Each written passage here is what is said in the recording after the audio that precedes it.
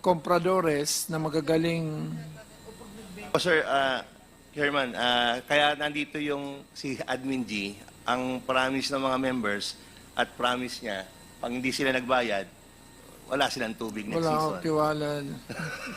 hindi yan malupit kasi lupit ng mga comprador. Anyway, Kimbo, ikaw na. Mr. Chair, last Monday, I delivered a privileged speech on land bank, and I mentioned that the lending profile of land bank has changed considerably in the last 10 years. Noong 2015, ang pinautang sa small fishers and small farmers and fishers or SFF noong 2015 ay 35 billion pesos. Pero ngayon 2024, 1 billion na lang, 1.07 billion na lang ang pinautang sa SFF. So ang laki po ng niliit ng credit available to the mandated sector. So ang sa tingin ko, it's not really sa terms, kung hindi sa priorities ng bangko. So tingin ko talagang it's about time na ipatawag natin ang GFIs na to. At sa tingin ko, Mr. Chair, dapat po ang head of agencies ang ipatawag natin. Ang PCEOs ng mga GFIs na to ang ipatawag po natin. Dahil sila lang naman po ang makakapag-explain kung bakit po naiba na ang priority ng mga GFIs. Para lang for our common enlightenment, can you put this up? Nabibigla ako dahil ang alam ko pinakamahirap Fisher Fox. Ang lumalabas ngayon, farmers are the poorest sector of society. So something's really very wrong after all the experiments we made. No, this is from the FIES. Bilisan nyo lang.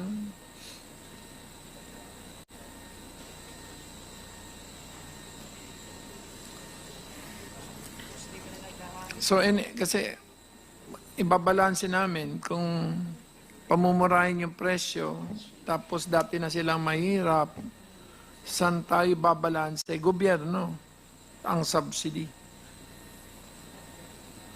I don't know where we will strike the balance and how do we fund it. Okay na ba? No, I just want to show sometimes kasi it's I thought that farmers are not the poorest sector of society. They are. And that means DA is not doing his job. Yes, sir. That is the collateral consequence of the Family and Income Expenditure Survey. And their sample base now is 84,000.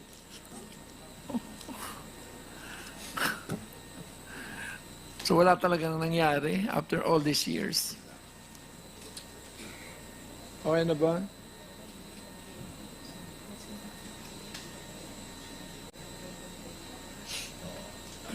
Ayaw?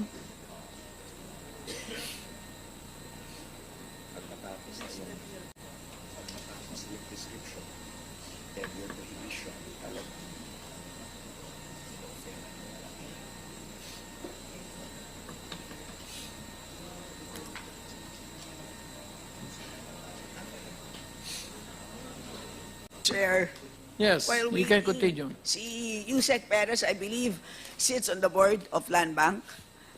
Maybe he can comment on my observation. I'm the alternate representative to Land Bank, and I agree with the observation of the Congresswoman that there's the records would clearly indicate the apparent shift in the lending, percentage from those periods.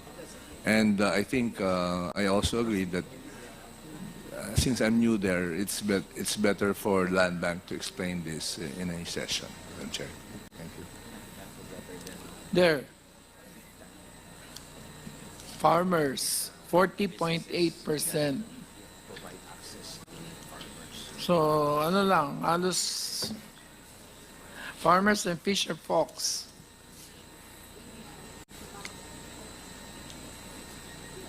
So, something is very wrong. Mr. Chair, Yes. a short inquiry to Yusek Asis. Since you're the alternate representative in the board of Land Bank, alam niyo naman kung ano yung allocation of the loans provided. Ano ba ang primary what is the priority of Land Bank? Ano ang mga industriya ngayon ang focus nila na nagpapahiram sila ng pera? Because I understand that Land Bank has shifted. Doon sila gusto magpapautang sa mga manufacturing industries, mga ganon eh. Iba ng priority ng Land Bank ngayon eh. So can you enlighten us since you sit in the board, Yusek Asis? Looking at the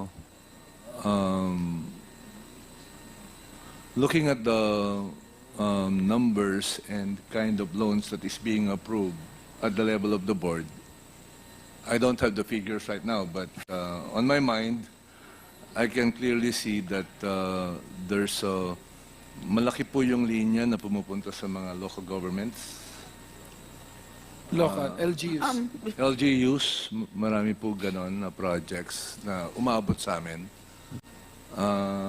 Na ina-approve po namin. Kasi every board meeting po, meron pong mga listahan ng mga loans na kailangan namin i-approve.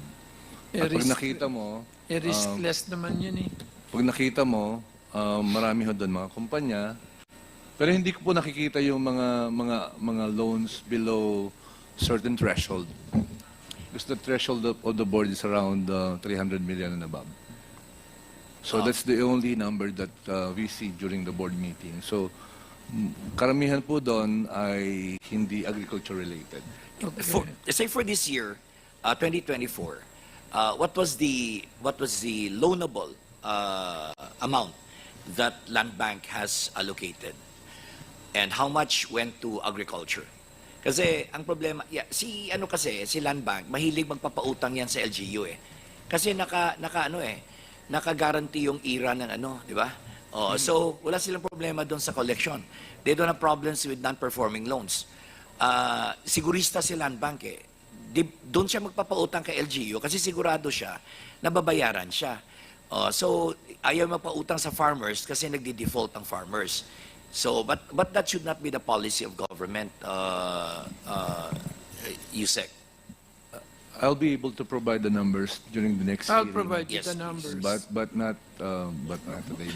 The loan Mr. Chair, I don't portfolio have of it. Land Bank for small farmers is 39 billion. For small fisher folks is 698 million.70.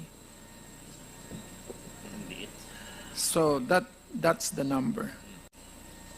You only lend 698 million to small fisher folks and 39 billion for farmers. Mr. Chair, do you have an allocation for health facilities? Kasi yun ang pinapa-enlighten ko sa Land Bank eh. Alam niyo bakit nagka-problema tayo? Malaki, 32 billion. 32 billion. Kasi after pandemic, nagkakaproblema, ayaw na ni Land Bank magpautang sa mga ospital kasi maraming nalugi na mga hospital also during pandemic. So, but that should not deter them from lending and supporting projects on health facilities. Thank you, Mr. Chairman. Anyway, for the information of everyone, their biggest exposure is to utilities, apparently Meralco. And of course, after that would be housing at 127 billion. We'll give copies to everyone. So, May Kibo, I you're not proceed? yet through? Yes. Mr. Chair, isa po ako sa sumusubaybay sa contract farming kasi katulad ni Kong birthday boy, sa tingin ko baka, Birthday ba niya? yes, Ba't walang cake? baka sakaling ito ang ating golden parachute sa murang bigas. So, ang gusto kong mas lalo pang maintindihan kung paano ba natin ito magiging sustainable. So ano po ang budget natin for 2024? Can you remind us, Admin Gillian? For 2024, ma'am, is 3.4 billion pesos.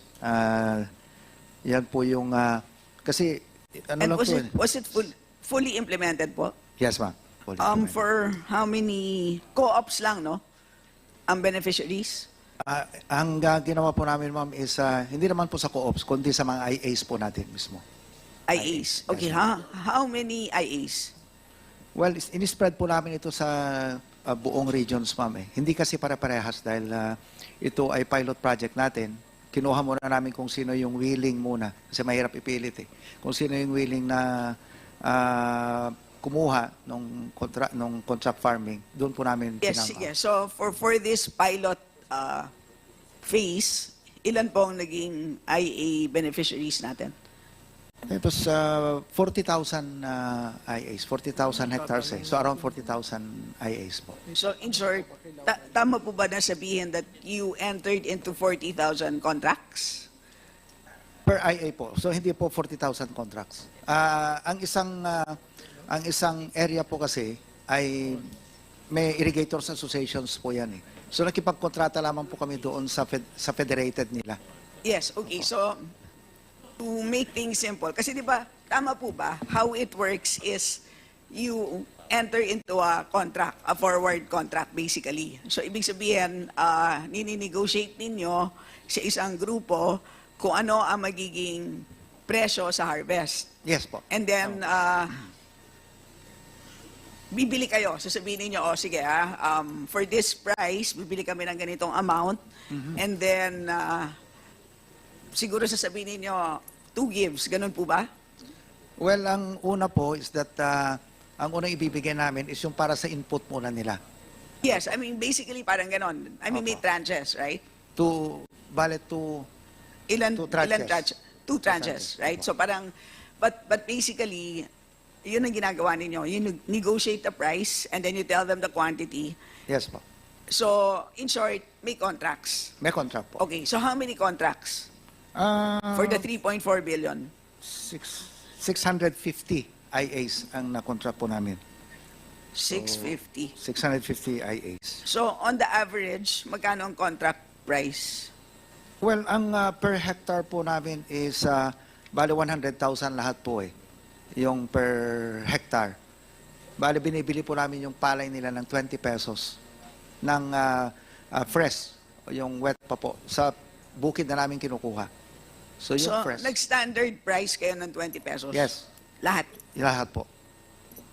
And ano yung volume? 40,000. Standard din or iba-iba? Iba-iba, no? Depende Ay, sa iba-iba size. po. Opo. May, Depende sa kasi size. may 5 metric tons po yung kinukuha namin doon, ma'am. Pag sumobra siya ng 5 tons, pwede niyang ibenta kahit saan niya gusto yung remaining. Ina-assure lamang po namin doon No, sa... yes, but how it works is per contract, you already tell them kung ano yung volume, right? Yes, per IA. Per Per- IA po eh. Kasi yung Irrigators Association, kasi hindi naman po eksakto na yung land holding ng isang farmer, ma'am.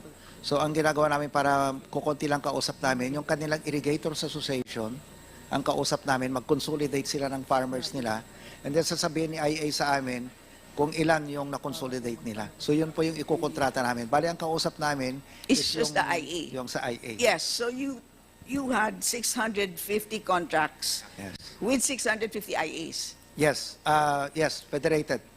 Opo. Ang IA po, ang farmer nila is yung 650 na yan is 33,000 farmers. Yes. Opo. And then, so the volume per contract varies. Iba-iba. Iba-iba po. Okay. So, in total, as of today, ano yung naging yield nitong 650 contracts? Na-harvest na, no? Yes, ma'am. Lahat? Hindi, meron pang nag-harvest na itong December, no? But so far, doon sa 650 contracts, ilan na po ang na-harvest? Wala lang yung data ko ngayon, ma'am. But nag-average tayo, ito kasi yung head mom eh. Ilan yung ano, pwede? Yung harvest na natin is 20,000 hectares. Naka 50% tayo. Sa 20,000 hectares. Ah, Okay. ongoing harvest. Naka-harvest na daw po kami ng of the 40,000 hectares, naka 50% na daw po. Naka 50%. Okay. So lahat po sila standard ang contract na upon signing of the contract, they get 50% of the contract amount. Yes, ma'am. Ganun po. Opo.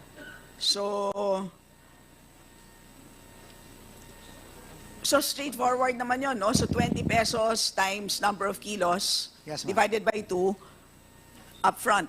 You give that payment to the IE. Yes, yes po. Para sa mga inputs. And then, okay, in which case, para lang maintindihan ng mga nakikinig, baka maging interesado sila, in which case, hindi na nangangailangan ang mga farmers na umutang. Tama po ba yun? Hindi na. Hindi na po, ma'am, kasi sagot namin Kasi lahat yung... nandun na ang puhunan. Mhm. And na-monitor niyo po ba sa mga IAs kung talagang hindi na talaga umutang ang mga farmers? Well, pagdating doon sa Did they kanilang have input, to, in short, hindi na sana. Opo, kasi, but of course, umutang sila doon sa ibang pangangailangan po nila, hindi na po namin... hindi, yun nga but yung tanong for that- natin eh. Kasi we Opo. want to know if sapat na itong contract terms natin, di ba?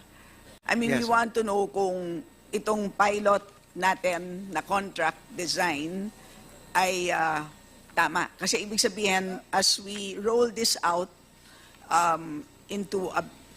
in a larger scale, gusto natin malaman kung kailangan ba nating palitan ang disenyo. Di ba, ang isang magandang tanong is, kinailangan pa bang umutang pa more ang mga farmers na na-cover nitong contract farming natin? Kasi Yeah. syempre, yun ang number one na layunin di ba? O, in-upfront na namin ang puhunan ninyo, dapat hindi na kayo nangailangan pa umutang. Well, ma'am, siguro po, Mr. Chair, is that nandito naman yung presidente ng NCIA natin. Bakit hindi po natin Oh, tanungin sige sa po, kanila yung experience para Mr. Chair. correct na yan. Tanungin po natin, Mr. Chair, si Vice Gov, ano po naging karanasan natin sa contract farming? Yes, Mr. Chair. Yes, actually, ang aming karanasan sa contract farming ay medyo... I mean, with respect to utang, kung nakikinig po kayo dun sa tanong ko, hindi na kami umutang sa naniba. hindi na, naging sapat naman po. O naging sapat dahil nandyan na lahat yung aming kinakailangan na inputs. Okay. Second, siguro follow-up question. May idea po ba kayo kung magkano ang income ng farmers natin? Ay, yes. Actually, ang ina-expect namin na income per hectare is 100,000. 100,000. So, meron na Dun sa slide. Katulad dun sa slide na ni-report ni Oo, Admin 100,000. Gillian. Tapos, the purpose of that contract farming is to increase the yield. So, ang additional income namin na farmer ay yung excess of 5 tons. Kunyari, may nakakuha ng 120, 150 kabans per hectare. At yung excess of 100 kabans per hectare, the 20 or the 50, we sell it to other... So kasama po kayo dito sa 50% na nakapag-harvest na. Yes, ma'am. Actually, we harvested already in our... So based on your actual experience, ang mga farmers ninyo ay nakaranas ng increased Yes, ma'am. income. Oh, yes, ma'am. Nakaranas sila lahat. May estimate po At kayo saka- kung ilang porsyento ang increase in income? 60%. 60% yung, 60, 20, from 40 to 60% increase sa yield namin. In yield, 40 Yes. to 60% In yield. increase in In yield. yield, yes. Oh. Kasi hanggang 150 yung naaabot namin. Okay po. Ito pong sinasabi ninyong 29 peso rice na binebenta ninyo sa Kadiwa, tama po? So ito po ay nanggaling sa contract farming natin, tama po? Yes, ma'am. Tama po. Ano po nangyaring 29 pesos? So binili nyo at 20. Yes. Ma'am, How did it yes. happen? Normally, ang computation natin is double. Tama po? Yung Yes. pag in-add po natin ang milling, transportation, etc., 65%. you add, magiging times 1.65. Parang ganon, di ba? So, magkano yun? So, 20 34. pesos times 1.65. 34. 33 pesos. So, paano po natin nabenta at 29? Or maybe the 1.6, maybe this includes margin. So, yung 4 pesos na margin, yun ang As para makita nyo yung sample computation namin, paano kami nag-arrive doon sa figure namin. I-flash lang But po niya sa siguro, screen. in a nutshell, Hindi po, ma'am, ganito po yan eh. Yung kasing iba sa program namin is that ibebenta namin sa NFA. Yung iba sa Rice for All ng DA. Nakabili ka na ba NFA sa kanya? Ilan? Yung exact volume po nung palay na nabili namin sa kanila, I don't have it right now, but marami po kami nabili from IAs. So it's working. You bought it at 29? 23. Hindi po, kasi itong programa niya, ngayon pa lang po ito. We even bought it as high as 30 at a particular time. Well, milled rice na. Hindi po, palay lang po ito. Paano yan? Paano mo mapababa presyo? Hindi po. Mr. Chair, explain ko lang po. Kasi the NFA I'm sorry, Council- you take the lead. yes, but that's the question. I mean, from 20 peso palay, paano natin mabibenta at 29? Yun ang tanong eh. Kasi ang yield ano eh, 30 pesos na. 0.65. So, yes, tama po yung tanong ni Chair. So, yes, Admin Lacson, Thank you, Mr. saan Chair. po kayo nakakakuha ng murang milling? Yung sa kanila po, hindi ko po masasagot yun. Yung nabili namin lang sa NFA na yung iba nga, marami din kami nabili from IAs. Ang presyo po kasi namin nung starting April 22, as approved by the NFA Council, is a flexible pricing scheme. Pag clean and dry, we can buy as low as 23 pesos per kilo and as high as 30 pesos per kilo. Depende po sa kalakaran sa merkado. Kumbaga, yung mga trader, sinasurvey namin magkano ang presyo, saka kami sasabay, iaangat namin na konti para makabili kami. So, there was a time na ang taas talaga ng buying price ng mga palay traders natin at 30 pesos, hindi kami makasabay noon. And then, nung may patupad nga itong pricing scheme na bagong pricing scheme ng NFA, yun po, siguro mga in a span of less than a month, tigti 30 pesos po karamihan nung binili namin. So, Can we wait, go back to... Wait, just a follow-up.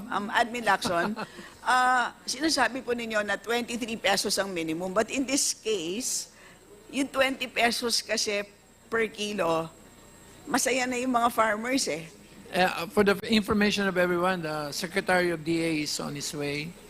He's maybe around already. Yeah. Paano Ma'am, kaya yan po yun? yung ano, Di ba? yan po Yung may 20, parang willing sila to pass it on at 20 pesos, pero ang minimum naman na bilihan ng NFA is 23. Ano pong Admin Lacson? Po. Thank you, Mr. Chair. Explain ko lang po. Yung 23 to 30 ay clean and dry. Meron po kaming isang kategorya na fresh, yung kaka-harvest pa lang, it's between 17 to 23. Ang nire-refer po yata ni Admin Guillen for is the- the fresh. The fresh. Fresh. Okay. So, yun po. So pasok doon sa 50. Alright, salamat. Ma'am, ipaliwanag ko lamang po. For example, itong request namin na budget for 6 billion, wala, ma'am.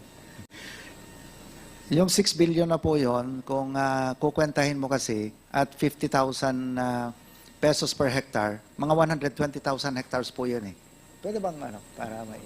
Ibalik Yan, mo ma'am. daw. May I recognize our good friend, Congresswoman Franz Castro. Yes. Ayan. So yan po yun, ma'am. So of the 120,000 hectares na yan at 5 tons na yung kontrata namin, maka-generate kami ng 600,000 metric tons. So yung palay, ang agreement namin ng NFA, benta namin sa kanila 23 pesos, that would generate 6.9 billion. Yung kalahati, yung 300,000 metric tons, ipapagiling po namin yon. So, i-assume na lang natin na pag pinagiling namin, makakuha kami ng 50%. Actually, 63% ang NFA. 50% na lang, makakuha po kami ng 150,000 metric tons na bigas na. Yung 75,000 metric tons na bigas, ibebenta namin sa kadiwa ng yung 29 pesos. So, maka-generate kami ng 2.175 billion. Yung another 75,000 metric tons sa Rice for All ng DA, ang initial agreement kasi namin was 45 pesos. So, maka-generate kami ng 3.375 billion. So, yung ma-generate naming fund is 12.450 million. Kung mapansin ninyo, may kita pang 450 million pesos. Ang usapan po kasi namin sa mga IA namin, yung 75,000 na bigas na ibinenta namin sa DA, ay meron silang 6 pesos na share para sa capital build-up nila. So 6,000 times 6 pesos times 75,000 metric tons is 450 million pesos. Kasi kailangan ng capital build-up ng ating mga cooperatives eh. So ito, may capital build-up na, nakabenta ka pa ng murang 29 pesos rice. So sinasabi namin sa NIA, posible ito kasi papaikutin ulit namin yung pera eh. I-revolve mo ulit, ma'am eh. Ang kailangan lang namin talaga is market, which is okay naman kay NFA, okay din naman kay DA na bumili sa amin. So yung the rest, ibebenta namin ng 29 pesos. So hindi po lahat ng nabili namin ay 29 pesos. About 1/4 of that para maging sustainable po siya. Kuha mo? That means he is averaging 45 pesos for Rice for All and 29 pesos for the other program. So the average price would be 37.50. That is his real price. Assuming it's 50-50, Actually po, ma'am, ang talagang target po niyang program na yan ay hindi lamang para mapababa ang presyo ng bigas. Ang number 1 target namin is para ma-convince namin si farmer na ilipat yung cropping calendar. Kasi kung hindi mo, kultura kasi ang pagtatanim sa atin. Ang talagang pagtatanim natin is June, July. Nasabay kasi ang pagtatanim natin ng palay, ng main crop, sa tag-ulan, which is kultura yan eh. Sabi ko, NIA kami, may irigasyon kami, ilipat natin sa dry kasi kaya namin patubigan. Hindi po mapasunog yung mga farmers, so kailangan mong programa na ganyan para maipakita mo sa kanila na pag inilipat mo yung cropping calendar, pwede pa din at kikita pa rin sila. Kasi yun, to see is to believe yung mga farmers natin eh. Now, kapag na-attain namin yon, doon na namin mai-increase yung cropping intensity natin. Kasi in our estimate, kapag 2.2 lamang sana ang cropping intensity ng Pilipinas, rice sufficient tayo eh. Nasa 1.6 to 1.8 lamang po tayo. Simply because nagtatanim tayo sa tag-ulan na sisirain ng bagyo. So yung effectivity ng tanim mo, efficiency, walang 1 eh. So ililipat po namin. Yun ang number 1 na purpose niyan. Pangalawa po is to organize yung aming mga farmers into yung economies of scale production para, again, yung utos ng ating Pangulo na makapture nila yung whole value chain. Kasi nga, pag inorganize namin sila, binibigyan na ni PhilMec ng rice, ng farm equipments at rice processing system. So, it's one way of us na i-organize sila at may kita sila. Kasi ang usapan namin ni NFA, ipapagiling yung mga palay na harvest nila doon sa aming mga rice processing system. So, hindi lamang ngayon magbebenta ng palay ang aming farmer, kundi bigas para makapture nila yung value added. So, maganda po yung program na ito, ma'am eh. May I Yes, sir. Siya, Yes, ma'am. To add to that, Kasi halos 50% of our local production nasa fourth quarter yung harvest, 10 to 11 million ang harvest natin. So, kailangan talaga ma'am i-optimize yung production on the dry season. Kasi ngayon halos 50-50 po meaning talagang iiwas mo is part of the resiliency efforts ng DA with NIA na talagang yung cropping calendar, medyo yung kultura ng pagtatanim, i-adjust. Kasi ang farmer naman, magtatanim kung nandiyan yung tubig and very critical sa part ng DA, yung planning ng irrigation system, water system management ng NIA. Kaya si Sec natutuwa ngayon kasi ako po ay halos 25 years na sa DA o 21 kasi lumipat po ako sa ibang department. Pero yung coordination po ng DA program ng RISE sa region saka sa central with NIA ngayon talagang very intimate, kumbaga, without of the proper word. Talaga pong linggo-linggo kami nag-uusap po nila Secretary ni Admin Guillen para po maitama itong talagang malaking challenge to change yung mindset, pero kailangan pong magsimula doon sa science-based naman po yung pinagbabasihan namin dito ng NIA. And isa sa naisip nilang parang carrot na para mapasunod is yung gantong klaseng programa po. So, in short, coordinated ang DA at NIA sa strategy na to. Okay. Next question. So obviously, ang strategy is to go full irrigation. Tama? Kasi right now, hindi fully irrigated ang lands. Di ba? So, ang supply natin is 13 million metric tons, but that is not on fully irrigated lands. Tama po? It's a mix of fully irrigated and not. Di ba? And so, at that, ang average cost ay 50 pesos per kilo sa merkado. I mean, that's the situation today, right? So, what we want to do is go to a situation where all our supply is being produced on fully irrigated land. Tama po? A majority, not all. Majority, meaning Yes. increase the percentage from the 50% now into 60 to 70%. And over time, Yun nga. full irrigation, I mean, that's logical, Yes, of logical course. end, So right? that you can increase the cropping intensity. You Yes. can plant more than once. Yes, in a year. so increase cropping intensity and maximize full irrigation so that ultimately bababa talaga ang presyo ng bigas sa palengke. Tama po? Tama po, ma'am. So ano ngayon, based on your, kasi maganda yung data nyo, di ba? Kung ma-achieve natin yon, meaning ma-maximize natin ang cropping intensity at ma-maximize natin ang paggamit ng full irrigation, ano yung pinakamababang presyo ng bigas sa palengke? Well, kung Kasi sa itidiretso ngayon nakikita natin may 29, etc. di ba? Pero mix yun, di ba? Yes. Ma'am, sa aming estimate sa ngayon, sa ating production, ng nasa 37 dapat kung susundan mo yung ano namin. 37. Nasa 37 pesos per kilo dapat. 37, 37. sorry? 37, ma'am. 37 pesos sa ngayon, di ba? But that's a situation of hindi pa tayo umaabot sa cropping intensity na gusto natin At saka irrigation. at full irrigation. Di ba po? Yes, ma'am. As you can see, yung aming kasing program, hindi, yung yield, ma'am kung napansin natin yung statement ng NCIA President, tumaas kasi yung yield Yun ang isang key kasi para mapababa mo yung presyo. So, yung ginawa namin kasi pag dinilipat namin sa dry season, automatic pong tataas ang yield. Kasi dry Maaraw po, ma'am O sige po, yan siguro po yan. baka mahirap yung tanong ko.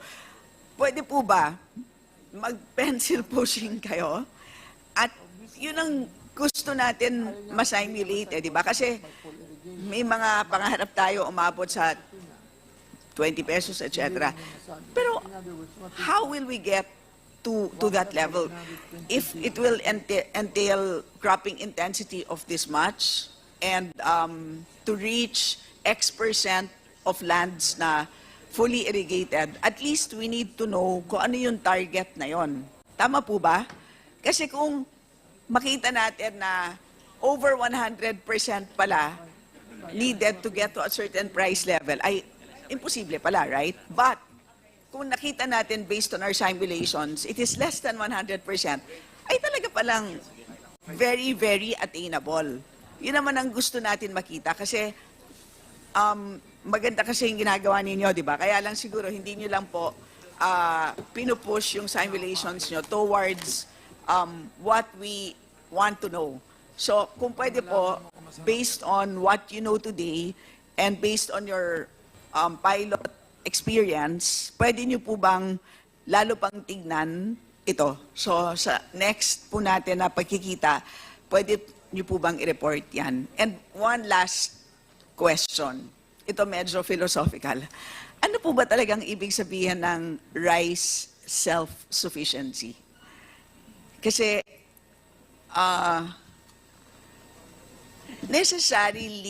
necessary po ba na lahat ng kainin natin na bigas ay itanim natin? Kasi po, hindi po ba, at the end of the day, ang gusto natin is food security. Makakain lahat tayo sa murang presyo. At alam naman po natin na may mga bansa na blessed, katulad ng Vietnam at Thailand, na meron silang river deltas, etc., na likas po na mataba ang lupa sa tabi ng kanilang mga ilog. Tayo po walang ganyan. Of course, merong mga teknolohiya na pwedeng mag-substitute for the absence of those river deltas. Pwede naman. So, kaya lang, that may come at a very high price. And therefore, baka magmahal ang pag-produce ng bigas. So, kailangan balansehin. Di po ba? So, yun ang tanong ko lang. Baka, are we obsessing over something that is so expensive? Pero at the end of the day, kasi pag ako ay pupunta sa palengke, chinecheck ko, ang tao naman po talaga, naghahanap lang talaga ng mura at magandang bigas. Hindi naman po nila tinatanong, saan po bang farm galing yan? Hindi naman po sila nagdi-discriminate kung saan galing yan. As long as maganda at mura, yun ang bibilhin natin. So yun po, it's a question na, possibly a policy question, anong ibig sabihin ng rice self-sufficiency in the context of food security? Okay, ma'am. Kung daw muna, siyempre. Para sa akin, ma'am, mas mahalaga sa akin yung food security. Dahil, pag masyadong mahal yung isang bagay, pwede mo namang i-outsource as long as may pambili ng tao, di ba? So kung sa food security kasi, para sa akin, that would mean na yung ating mga farmers ay instead na, say, pilitin natin magbigas, magtanim ng high-value crops at kumita, meron siyang pambili ng pagkain, ng rice, kung yun ang At halimbawa, nagtanim siya ng high-value crops, mas kumita siya rito, bibili siya sa merkado ng rice, mas may maiwi pa rin siyang pera, mas mahalaga po sa amin yon, sa NIA part. But of course, kailangan din natin kasi magtanim ng, maging yung rice sufficiency natin. Baka wala naman tayong mabili kasi sa ibang bansa para naman tayo, di ho ba? Kaya pinagsisikapan din ng NIA yon. So both naman po ina-address natin. Yung maging food secure at maging may rice sufficiency tayo. Kung pwede nga lang, i-attain natin parehas yan eh. So, yun po ang aming Okay na yan. direksyon. Now, can I ask Asis to answer the question?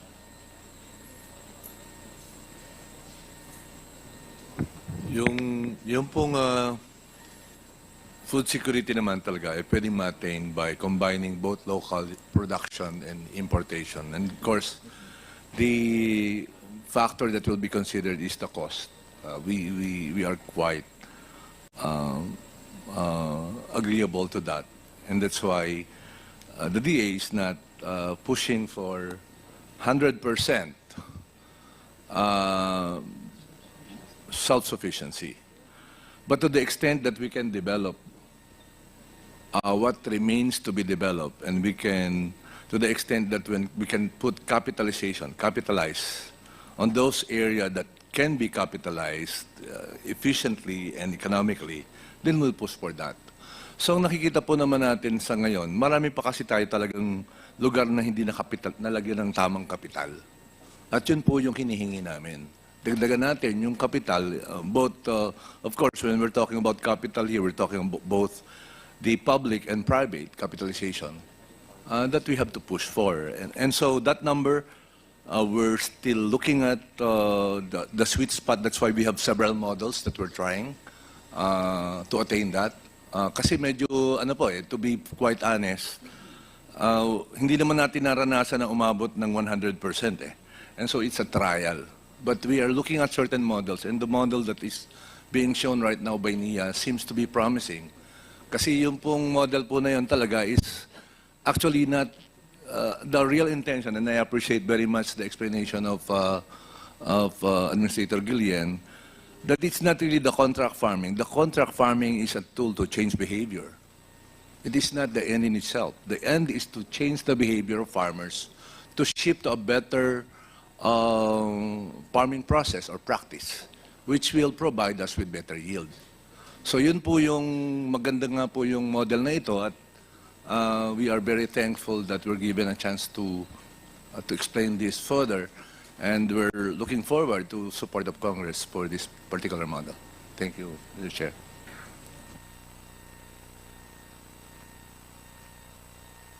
Mr. Chair. No, I don't know. Stella, you're okay? Interjection lang. Kasi the total project itself, yung contract farming is about 120,000 hectares. Yung target natin is about 3 million hectares. This is just a little bit, 4% of the entire. When do you expect and how do you expect to do this? Yung timeline natin para at least more or less naintindihan natin. Achievable ba to in the next 5 years? Or probably in the next 10 years? So, baka we're creating hope, but at the end of the day, it's not achievable. Well, sir, una, again, let's give the credit where credit is due. No? Nagpapasalamat nga ako kay Speaker, pinakinggan kami dito eh. Napasok lang ng budget na ito sa BICAM ng 2024 eh. Nakita niya yung ipinapaliwanag ko sa kanila. Ito yung program na maganda. Talagang all-in support siya. So nasimulan ito. Totoo po kayo, maliit lamang po ito. Pero dahil kinalat po namin lahat ito sa buong region, we hope na ito pong maliit na butil na ito, yung seed na ito, ay magpapakita sa ating mga farmers. Gaya ng nasabi ko po na sumunod doon sa tamang cropping calendar dapat. So, ngayon naman po marami ng yung maliit na project na yon, nakakuha na kami ng 350,000 hectares ngayon na susunod doon sa tamang cropping calendar. So that would mean around 1.7 million metric tons na additional po na production natin for next year. Kasi additional po ito eh. Parang added, lang namin ito eh, added doon sa cropping intensity natin eh. Now, kung ito po ay patuloy na susuportahan ninyo sa Kongreso, may pagpapatuloy po natin until such time na makita ng mga farmers natin yung ating total objective. At tandaan po natin, ito ay hindi lamang para itaas yung cropping intensity at yield ng ating mga magsasaka, kundi nagagamit po namin ito sa pagbuo ng may economies of scale na production sa kanila. Kasi nga tama rin po kayo yung segregated na po yung mga lupa natin eh. Pero kung nabuo natin po ulit ito through contract farming, through block farming, kung ano man tawag natin, so cooperativism, magdudulot po ito ng mas magandang resulta po sa ating kinabukasan ng ating mga magsasaka. Yung maliit na butil na ipinunla ng Kongreso noon na ilang hectares lang, ngayon, 300 this year, for 2025, may additional na tayong 350,000 hectares doon po sa maliit na itinanim po natin. So, umaasa po tayo, kasi sa NIA, 1.2 million hectares eh. Nasa susunod pang mga taon, mas marami pa po tayong ma-convince. And salamat din po sa tulong ninyo. Kasi ang pinakamadali po talaga na itaas natin yung ating number of hectares na pataniman ay yung pong solar ano talaga solar pump irrigation. Kasi pag itayo namin yan, 3 months to 1 year lamang. At tandaan po natin, ang ROI natin dyan, nasa 3 years lamang po. So habang inihintay natin yung mga long-term projects natin ng mga high dams, at least meron po ito kayong programa na magbe-bridge doon sa gap ng ating kailangang hectare. So, ililipat natin yung cropping calendar, ma-increase yung cropping intensity, at the same time, dinadagdagan natin yung construction ng irrigation facilities na tinatanaman po natin. Thank you po. Salamat, Chair. Mag-interject lang daw si Ano question? question din. Mr. Chair, do we have a resource person from LGUs? Wala, unfortunately. Sila po. Pero si ano pala, LGU. Opo. Kasi we have LGUs, then the DA and NIA. Kasi dapat po siguro mag-usap kayo kung meron pa ba talagang pang-agriculture na lupa tayo dito. Kasi ang nangyayari po, we only have limited resources. So kung meron po municipality o provinces or city na talagang engage sa agriculture farming, siguro doon po natin ibigay, i-maximize yung limited resources that we have. Kasi real talk po, ang LGU sometimes, hindi na sila nakafocus sa farming for agricultural purposes. Kasi makikita po natin yung development, nababago po yung focus po nila eh.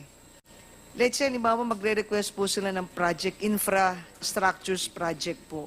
So, iaayos po natin yung kalsada for easy flow of commerce for the farmers. Mabilis para sa kanila yung kalakal, makarating po sa merkado. Pero after 1 or 2 years, makikita po natin, commercial area na, housing na, warehousing na. Pero yung limited resources that they requested, nagamit po doon. So siguro, real talk tayo. I-identify po natin talaga kung meron pa ba tayong agricultural land that is intended for farming. So kung meron po, siguro doon po natin ibuhos yung resources that we have. Like yung sa sinasabi po natin na machineries po natin, yung fertilizers po natin, and the availability of loans para po sa farmers, siguro doon po natin ilagay. Kasi we don't blame the LGUs eh. That is additional income on their part, additional employment on their part. Pero yung farming na yung po ang ating intention, yung food security for the Filipinos in 10 or 5 or 10 years from now, yun ang focus po natin eh. So mag-real talk tayo. Kasi yung sa land bank, yung sinasabi po ninyo na very limited lang yung loan for farmers. Kasi that's one of the ways para gipitin mo ang farmers. Ibenta na niya sa investors eh. Kaya wala na pong sake. Nasa investors na. At makikita nyo housing na. Subdivision na. Commercial area na po. So bakit masasabi mo yung province na yon, cities na yon, o municipalities that is for farming na hindi na po siya eh. In denial na po siya eh. Kinukuha na lang po niya limited resources that we have para po dun sa ganung focus na nila. So dapat real talk, i-identify po natin talaga kung anong city, municipalities, and province na talagang interested at baka kailangan lang po ay sustainability on the part of the government. Thank you. This point, may I recognize Congressman Marco, my good friend, the most industrious chairman of higher education, and of course, Congressman Momo of the 1st District of Surigao del Sur. Not yet finished, no, Kimbo? You're done. So now we go to the Gook. Kita mo, prevailing tayo dito, ha? Thank you, Mr. Chair. Good morning, everyone. Good morning pa ba? Ay, sandali. Hindi na pala makakapunta si Secretary kasi doon sa intercity, nagkita-kita po ang mga importers at nagkasundo-sundo na ibagsak ang presyo ng bigas. pati yung pagbagsak nila sa retailer, pati yung retailer magbabagsak din ng bigas. Malalaman na lang natin bukas kung talagang ibabagsak ang presyo ng bigas bukas. Kasi ang hinahanap lang natin ay yung 7 piso na galing po sa pababa na. So mukhang makukuha natin yung 7 piso. Anyway, nag-o. Tapusin na lang natin to, Mr. Chair, kung ibagsak yan. Baka bigas lang ang ibagsak, ang presyo hindi. Binabagsak naman talaga yung bigas pagka naghakot ka ng bigas. Anyway, thank you, Mr. Chair. Good morning, everyone. Medyo, if you will allow, Mr. Chair, medyo mahaba-haba to kasi this is Continue. in relation to my interpellation during the budget sa plenary ng NIA. At for the record, no, the Department of Agriculture and the National Irrigation Administration, as far as I'm concerned, ay walang palabra de honor. Kaya, saan nanggaling yon? Dahil you promised me to submit the following day.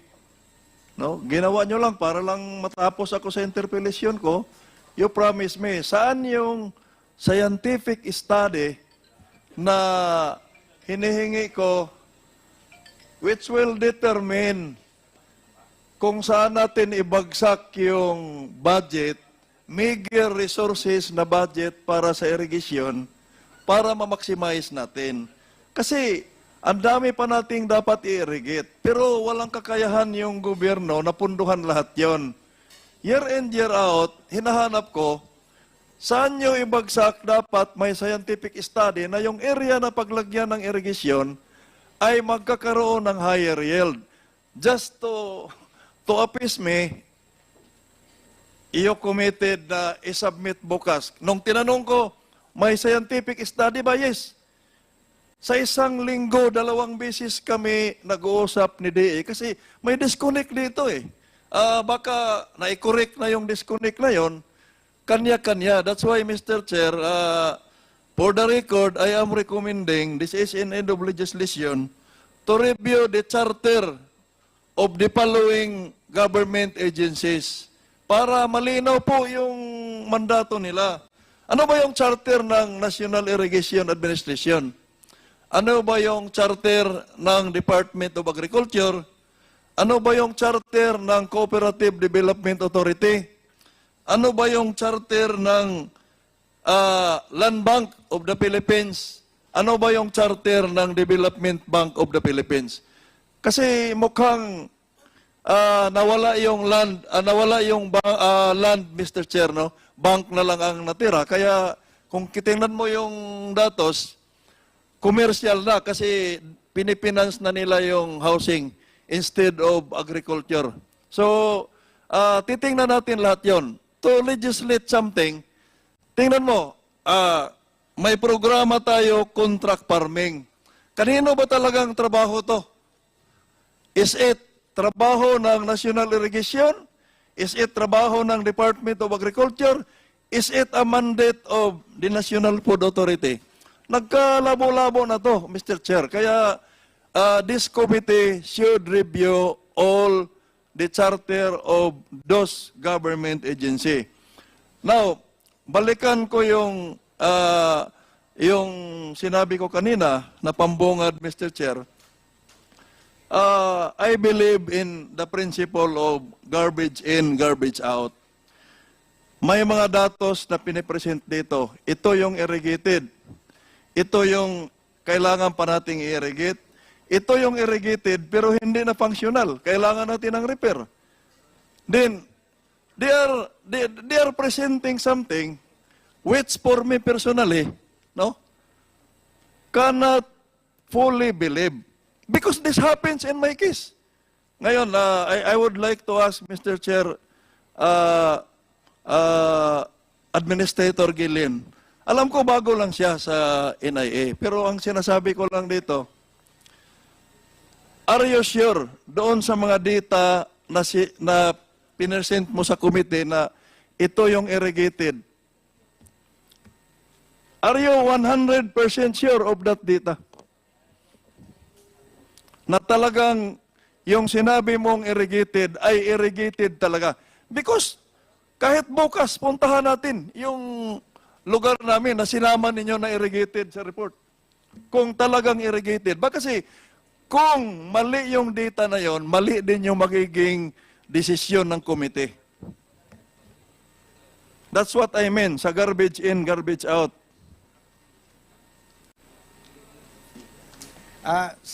With regards to NIA, sir, kaya namin alam yung data namin kasi pagkatapos magtanim, meron po kaming evaluation kung ilan po talaga ang natataniman. Actual evaluation po. Mr. Chair, ang tinatanong po ng representasyong ito ay talaga bang 100% sure si Administrator Gilin na yung present niya na data dito na number of hectares irrigated based on the record ay tama 100%. Mahirap naman. Are you confident na tama yung data na present mo? Kasi doon tayo magsimula eh. Kasi kung mali yung binigay ninyo dito, ay mali po yung magiging rekomendasyon ng komite. Yes, Mr. Chair. Yeah, yung binigay po naming data ay tama po yun kasi may evaluation po kung may after ng... Mr. Chair, no? The Administrator Gillen is under oath. Pero hindi naman po tong committee na to aabot doon sa mga contempt na yan. Ang sinasabi ko lang, I will not believe to you personally kasi I have personal experience with you. Okay. Doon sa ilang hectares yung Mr. Chair, yung nireport mo ngayon na fully functional irrigated? Around 1.2 billion hectares, Mr. 1.2 million hectares. Kindly look at the data kung kasama na nireport ninyo na irrigated yung sa dinagat. Mr. Chair, actually kung hindi nataniman, hindi po namin No, just kindly answer my question. Doon sa 1.2 million hectares, kasama ba? Hindi ko tinanong kung nataniman kung hindi. Dahil ni-report nyo na 1.2 million hectares, ang tanong ko, kasama ba yung irrigation sa dinagat na ni-report ninyo na irrigated? Kasi pag sinabi nyo irrigated, dapat mataniman yun. Wala namang farmers na hindi magtanim kung may tubig eh. Ako mismo, nag-aararo ako. 1987, nung huminto ako pag-aral dahil walang pambili na pambayad ng tuition. Ako mismo nag-aararo sa, and that area, no, na more than 2 hectares, ako mismo ang nag-ano dyan. At yun ang nireport ninyo irrigated, pero yung lasing, doon natulog sa mismong kanal ng irrigation dahil walang tubig. Yes, sir. Actually po, sir, Personal ko yan, na-experience. ang report po namin kanina is that meron po tayong 1.5 million firmed up service area. Ito po yung, actually yung unang report po namin kanina, 1.7 million ang NIA assisted, 1.7 million hectares. Mr. Chair, for the interest of time, gusto ko lang ulitin yung tanong ko, 1.2 million hectares yung irrigated. Tama po ba, Administrator? Actually, sir, ang irrigated natin lahat, ang firmed up service area natin is 1.5 million. Pero ang natataniman Okay, lamang po namin sige, is 1.2. firm up, o kahit ano, basta irrigated. Firm up yan, ano. Kasama ba yung sa dinagat na nireport ninyo na irrigated? Kasama po yung dinagat doon sa firmed up service area. Oh, Pero so- yung 1.2 million hectares namin na operated, meaning yan lang po napapatuloy. Hindi po kasi namin sinasabi, Mr. I don't Chair. want to argue, no? We are wasting time na mag-argue tayo dito. Ang sinasabi ko lang, napatunayan ko na yung report ninyo ay hindi validated. Uulitin ko yung sinabi ko doon sa plenary. As far as I'm concerned, the office of the administrator has no way of validating the report submitted by the regional office. Sa totoo lang, after the interpellation dito sa plenary, saka lang nag-coordinate sa akin yung regional director. Yung tao ninyo sa province, takot na sa akin na makipag-coordinate dahil sinabi ko na she is lying. Kasi nung sinabi niya, binalidate niya, 6 na irrigation, nireport ninyo na tapos na, pero hindi functional. Sa kanyo lang sinabi na lagyan nyo ng solar. Pero ang lagyan nyo lang ng solar, out of the 6, yung sa akin lang, dahil congressman ako, nagre-reklamo ako. How about the 5? Nire-report pa rin yung na-irrigated. Tapos, nag-submit sa inyo yung provincial officer ninyo na pinuntahan niya. Hindi niya po pinuntahan. Ako ang nagpunta doon. Kaya, during the interpellation, I provided you with the pictures. Ako mismo ang kumuha ng pictures na walang katubig-tubig. National administration lang po yung nandun. Wala pong irrigation dahil walang tubig. Actually, Mr. Chair, may pinadala, yung nag-report sa akin yung tao ko, may pinadala pang video po na mayroon namang tubig doon sa nireport po ninyo. But, you know, for the sake of... I'm willing to go with anybody from the NIA. Puntahan natin. Sabado or next week. Puntahan natin para lupa namin yun eh. Sir, to be, but anyway, we will not focus on that. Ang sinasabi ko lang, yung data ninyo, kasi that would be the basis of the committee recommendation. That would be the basis of the committee, no, to enact law. Paano natin ihimay-himay yung problema, no? Maganda po yung pinresent ninyo. Maganda pakinggan. But, bottom line, halimbawa, si NCIA, 1.7 million hectares po yung sabi niya, 1.7, tama po ba, VJ? Tama po ba? Yes, that is the coverage area of... Yes, coverage area nila. So, doon pa lang, medyo mayroon ng discrepancy. Yung mga data na binibigay ninyo, no? Mayroon ng discrepancy. So, that's why, gusto kong, I will respectfully recommend na ma-review kasi mayroong mga agency na hindi nagtatrabaho. O kung yung direksyon ng agency ay gagawin yung mandato nila, yung mga taong dapat gagawa sa mandato ng agency na yon, it's not necessarily the administrator or the secretary, yung mga tao po sa baba. Yan yung tinutukoy ko. Kasi wala po kayong mga tao na nakikita doon eh. Pagka nag-budget, nagpasalamat ka sa Kongreso na binigyan kayo ng budget. But the next question would be, how would you implement the project, no, na pinaglalaanan ng budget na yan that will trickle down doon sa objective ng pagligay ng pondo ng Kongreso? Nilagyan ng Kongreso yan ng pondo dahil gusto nating madagdagan yung mga area na ma-irrigate para makuha natin yung objective natin, self-sufficiency, food security. So, the next question is, talaga bang nagawa natin step by step na as a result, nakukuha natin yung objective natin? And I will answer my question, hindi po, marami po tayong mga project na pinaglaanan ng pondo. I am not saying na during your time, I am saying in general, NIA, no? I am not saying na during your time. Ako, hindi ka pa masyadong matagal sa NIA, pero you're different from your predecessors. I believe in your capability, administrator. Pero sinasabi ko lang, kindly correct the mistakes of the past. Huwag mong kopyahin kasi madadamay yung performance mo. Huwag kang maniwala kaagad-agad doon sa mga tao mo sa baba na nasa air condition room lang. Kasi pag nag-report ka dito, ay ikaw ang sisingilin namin na you own that report. Ang problema, yung report na dumarating sa iyo, hindi mo pinababalidate kung walang magrereklamo. Kaya nyo lang binalidate dahil nagreklamo ako. Paano yung mga lugar na walang member ng House? Hindi makasali sa diskusyon ng budget ninyo. So, in general, maganda yung programa natin.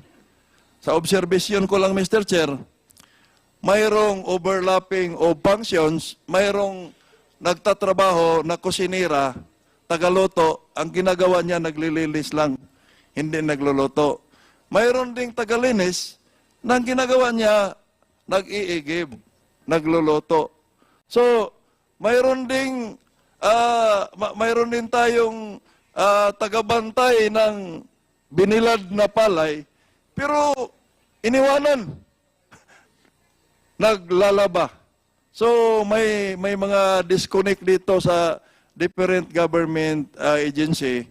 Maganda yung programa, pero yung pagka-implement, kung minsan labo-labo. Ako sa power industry ako, ang nangyari diyan, yung general manager na ang umakyat sa poste at nagre-reading ng metro.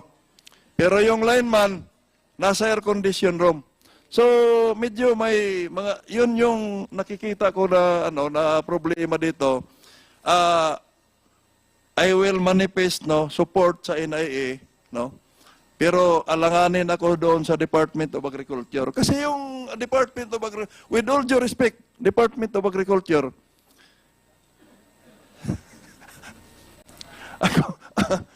bihira nga lang makita yung mga agriculturist ninyo dito eh. Sa Cooperative Development Authority, may amendment na tayo na I agree with you na you cannot attain the objective of without the cooperation of the local government. Kaya nga may amendment na tayo sa Cooperative Code na mayroon ng Cooperative Development Officer bawat munisipyo. So, mayroon na tayong mga ginagawang batas dyan, pero medyo hindi nag-function. Kasi hindi naman, kung Cooperative Development Officer ka, hindi mo naman alam yung agriculture. You can organize, but you need the municipal agriculturist para may sa katuparan yung programa ng Department of Agriculture. So, sa tingin ko, ginagawa na ng National Irrigation yung trabaho ng Department of Agriculture, yung trabaho ng NFA. Taga na lang si NFA. So, kaya, Mr. Chair, sa pangkalahatan, we need to validate all of those data. Kasi sa palagay ko, may mga mali dyan, Administrator. Kailangan nating ituwid yan. Kasi pagdating dito sa budget na naman next year, baka akala mo 1.5 million hectares yan, pero 1.2 lang pala. So, para may natin, yung sinabi mo na solar, kindly re-engineer, revisit that program. Baka kasi yung return of investment mo na pinapangarap na 3 years, ay yung lugar na pinaglagyan mo sa Dinagat, sa Siargao, 1 taon pa lang, nilipad na yung solar na yan sa Baguio, tapos sa record ninyo, irrigated pa rin dahil may solar. Pero lumipad na. Paano may return of investment? Wala na. 2 linggo lang mula pag-install. So, you revisit that. Yun ang mga sinasabi ko na hindi tayo kaagad-agad maniwala, Administrator, doon sa mga pinagsasabi ng mga tao sa field. Kaya ako, General Manager ako ng Electric Co-op, pumupunta ako mismo doon sa kung talagang umakyat ng poste. Otherwise, sasabihin, hindi namin naakyatan dahil bulok na. Yung pala, ayaw lang talagang umakyat. So, I'm not saying na puntahan mo. You create, alam mo yan, I don't want to elaborate on that. Just validate the report of your field personnel. Huwag kang maniwala kaagad. Ikaw ang madidiin doon sa report mo. So, for the interest of time doon sa mga kasamahan ko, Mr. Chair, ang haba kasi may hugot ako dito sa agriculture because we are a family of farmers. Ako mismo nag-aararo. Thank you, Mr. Chair. Thank you. At this point, may I recognize former President Arroyo?